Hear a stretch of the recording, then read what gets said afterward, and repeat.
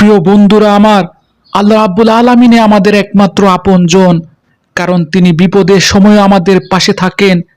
যখন সবাই মুখ ফিরিয়ে নেয়, তখনও তিনি শুনেন আমাদের কান্না, আমাদের কষ্ট, আমাদের নিরাশা, সব কিছুর খবর তিনি রাখেন।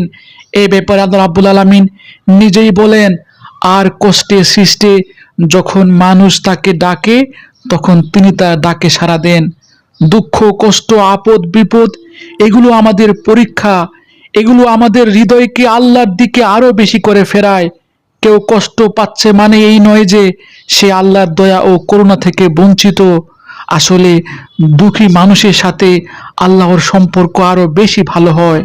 তাছাড়া যখন আমরা কষ্টে থাকি, তখনও আমরা শ্বাস নিচ্ছি, সূর্য আলো দিচ্ছে, পানি পান করছি এবং অনেক নিয়ামত আমাদের চারপাশে বিদ্যমান।